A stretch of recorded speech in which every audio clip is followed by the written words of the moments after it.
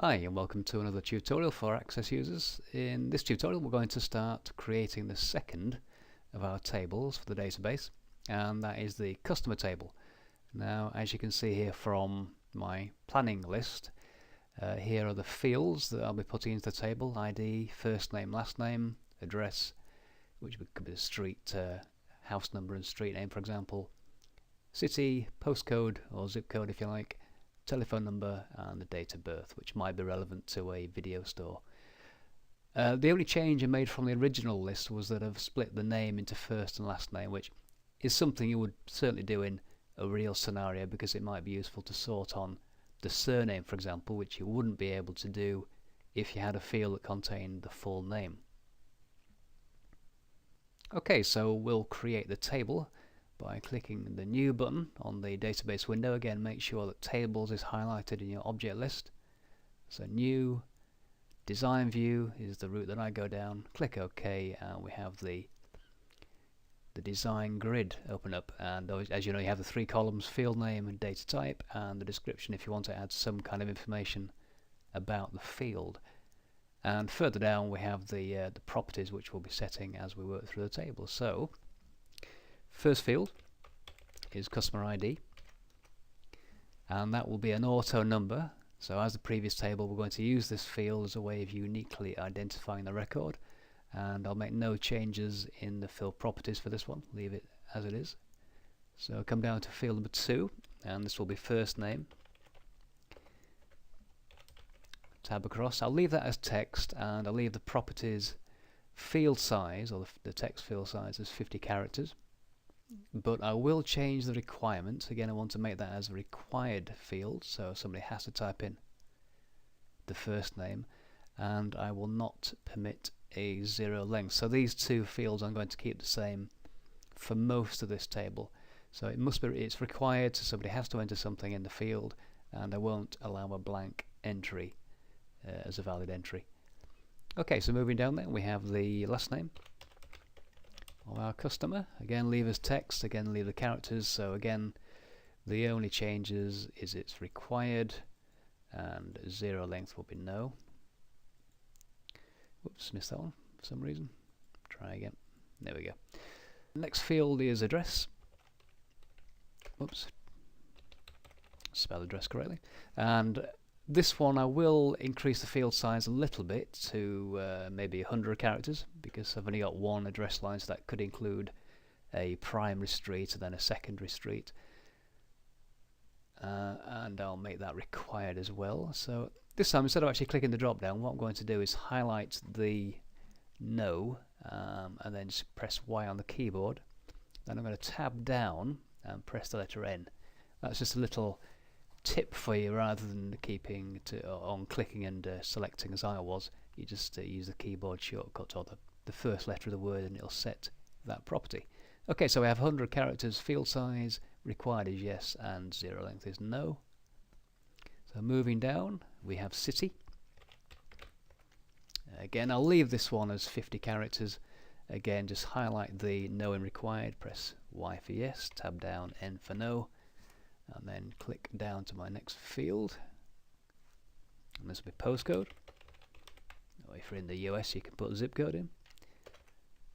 Again, leave that as text. Now, postcodes in the UK are quite short, so I can actually reduce that field size to something like 12 characters. That'll be more than enough for our postcodes, which actually are probably 10 or less in fact.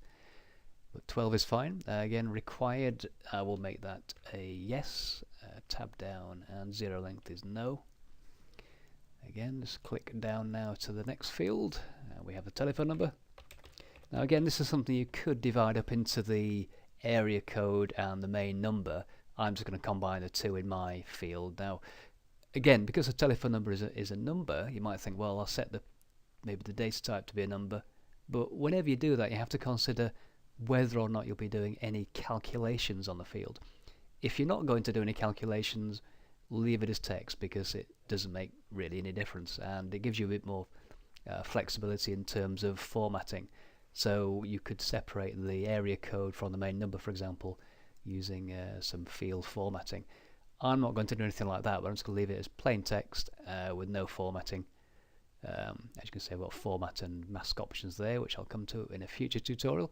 The field size, I'll reduce it down to 30. Hopefully nobody has a number longer than that, and I will make it a requirement. So again, yes, required, tab down, and no for zero length, which I explained in the previous tutorial if you want to go and have a look at that. And the last one I've got here is date of birth. And obviously I'm going to set this to be a date and time property. And if we come down to my field properties here, the format I can select by clicking the drop down there. Whoops, catch it there.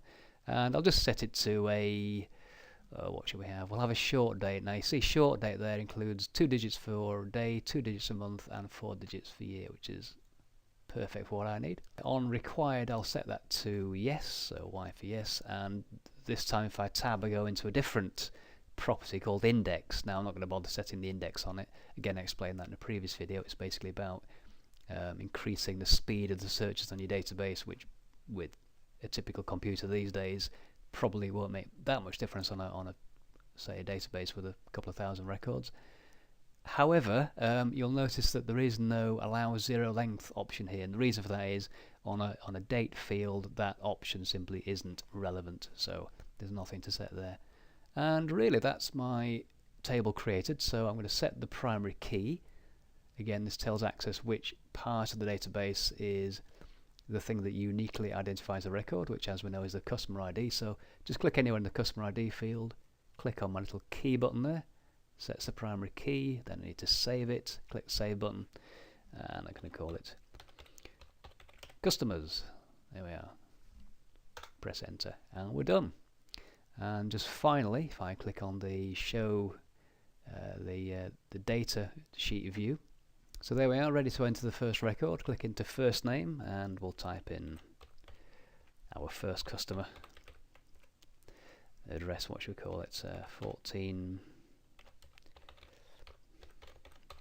something like that. And city, you're going to put in a made up city here.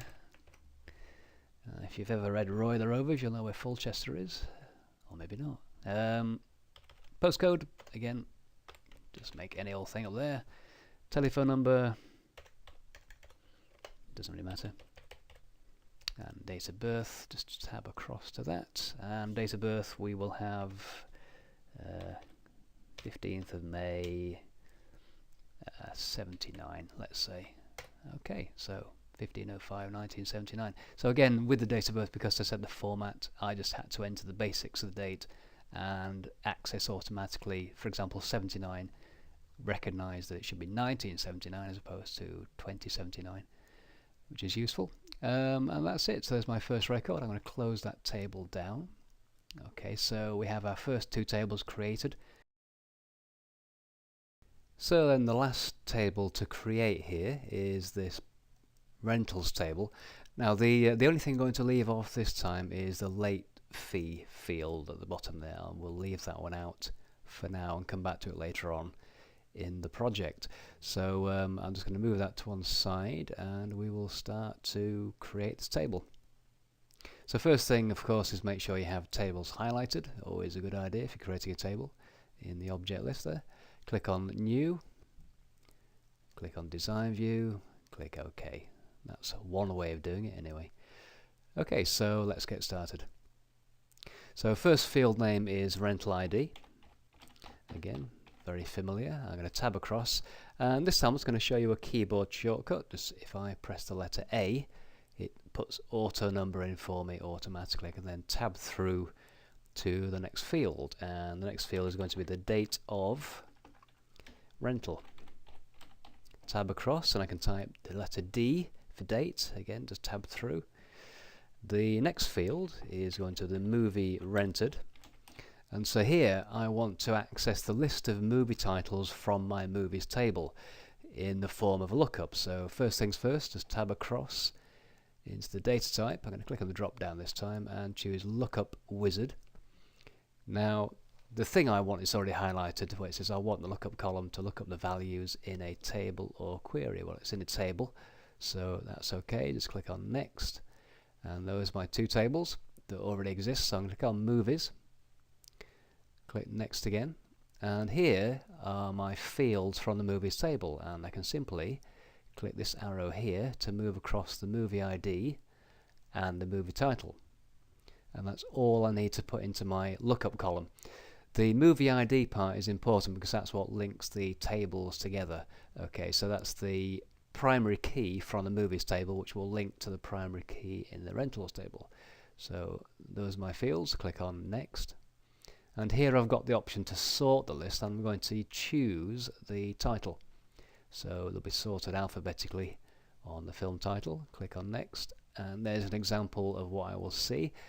Obviously I only have one film title entered into my movies table, so that's all I see here. This thing here, the key column, if I take the tick out of that checkbox there, you'll see it pops up the movie ID field. Now I don't really want to see that, so it is a good idea to hide that key column, and it does say recommended there, which I agree with. Okay, so once that's sorted, we click on next again, and here we can have a label or a name for the lookup column, and I'm just going to leave it as movie rented. Perfectly okay. Click on finish, and what will happen then is we'll get a warning message from Access which tells us that the table must be saved before it can create a relationship. So I'm going to get two warning messages here. The first one is to save the table, which is obviously a good idea, and the second one will be to say that I haven't actually selected a primary key for this table. So it'll go through the process of helping me create both those things, or save and then create the primary key.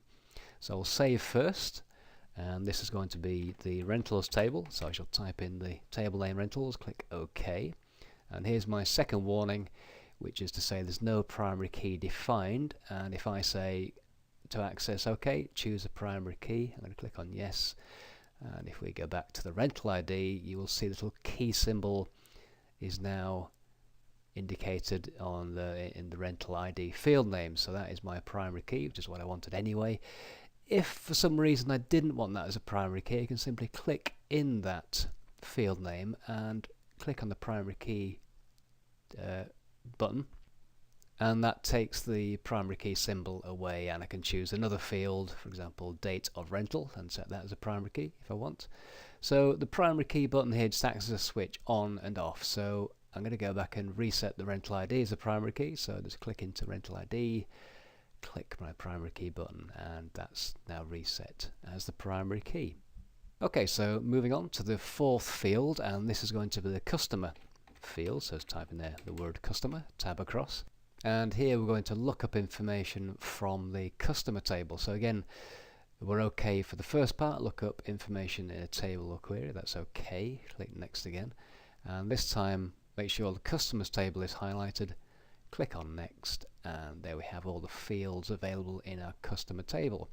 And this time I'm going to move across the customer ID, the first name and the last name, so there's three fields. Click on next again, and here I get the sorting option, and I'm going to select last name this time, sorted on the customer's last name. Next again, and there's a preview of what I will see when I click on my drop down selector, as you will see later on when I go into the table data entry view. Again, there's the key column hidden. I can untick if I want to see that, but it's not recommended. So we will move on, and there's the name for my lookup column, customer, which is perfectly okay. I can rename that later on if I want to, but that will do for now, and click on finish. And again, Access warns me that the table must be saved again before the relationship is created, so just say fine to that. Well, it doesn't say fine, you click on yes obviously, but I think there should be a button that says fine. So we've now linked this table to our other two tables, and it will become clear later on why we've done that. And I'm now going to continue with this table and just fill in the rest of the fields. So the next one is going to the rental fee for this transaction, and that's going to be currency, so I can just type the letter C and that brings up currency, tab through again. The due date is obviously the date the movie should be brought back, so that's going to be date again, D for date, tab through. We want to say whether the film was returned or not, and this is going to be a yes no field, so I press the letter Y on the keyboard, brings up yes no, and I also want to know the actual date it was returned, and that will help us work out if there's a late fee due later on. So that's going to be a date and time as well, and that basically is our table. So I'm not going to add the late fee on here, as I said. So those are all the fields that I need. Now I haven't at the moment set any properties, and I'm going to go through these fields one by one to set the properties. The rental ID is fine, don't need to change that. The date of rental, I'm going to make that a what shall I set? Short date. There we go, keep it simple. And I'm also going to put a default value into here, and to do that I'm going to type in date and an open and close bracket, and what that will do is it'll automatically put in today's date into the field for me. So logically, if somebody brings up a transaction form, for example, it's probably going to be for the current day. So just to save the user a bit of time, that date can be put in automatically by Access. Okay, so I'm not going to bother with validation rules and text, but I will say that it's required. So yes to that. Won't bother with the index, as I've mentioned before. So if we move down to the movie rented, which is the link to the movies table, it says default value 0. Then I'm going to delete that, so I don't want the 0 to appear, and I will say it's a required field. Okay, so I'll just set that to yes, and that's all I need to do for that one. The customer, I will do the same thing, so I'll come back and delete the 0 that Access has put in, and I'm going to say it's required as well. Okay, the rental fee, the default value is 0 at the moment. I was going to leave that. I could leave it at 0, but I'm going to delete that and make it blank, and I will also say it is a requirement to enter the fee. So moving back, we have due date as the next field, and default value, won't bother with that. Required will be yes, and if I come back up, actually I need to set the format, don't I? So the format, we're going to set short date again. Come down to the next field, returned, yes, no. I'm going to leave that exactly as it is. Okay, so even though it will be required, it won't be required until the customer brings back the movie, so I can't make it required initially, otherwise you won't be able to enter any information on the form for this table.